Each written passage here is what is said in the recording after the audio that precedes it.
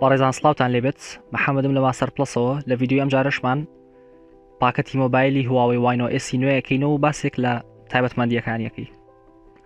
سەرەتا پێش هەموو شتێک لە پرۆسیسەرەکەیەوە دەست پێەکەین. پرۆسیسەری ئەم مۆبایلە لە جۆری کرێن 700F تایبەت بە کۆمپانیای هواوەیە. CPU-ەکەی 8 ناوک لە خۆگرێت، 4 دانە لە جۆری کۆرتێکسەی 73 و 4 لە جۆری کۆرتێکسەی 53.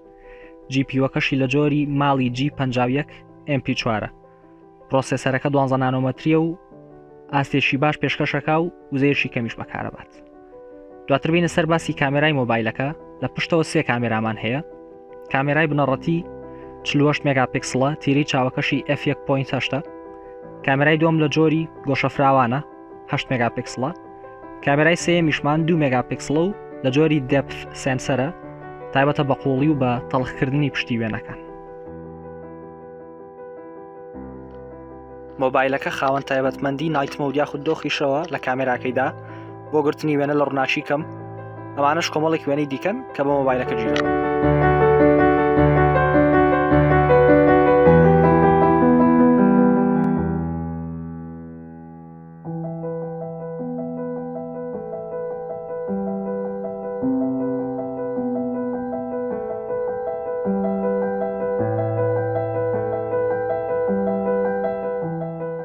دواتر باس لە ڕوونوای ئەم مۆبایلە بکەین یاخود شاشەکەی.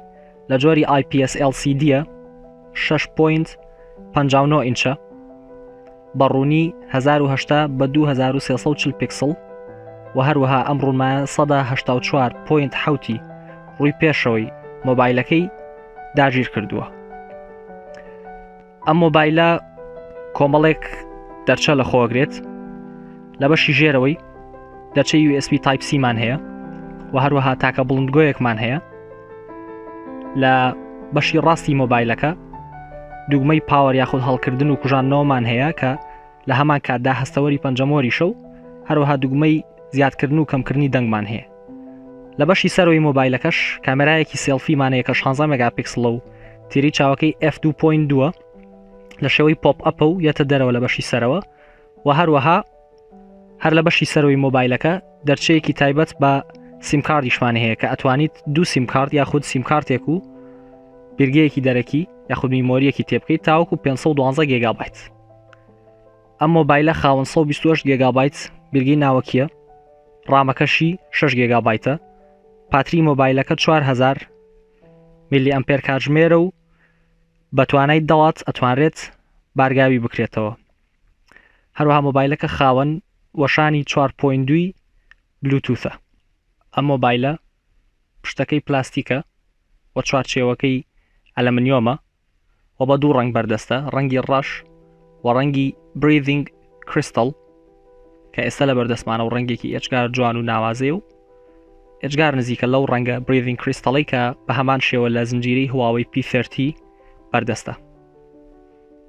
لە کۆتاییە پێمان خۆشەکردنەوەی پاکەتی مۆبایلەکەتان نیشان بین.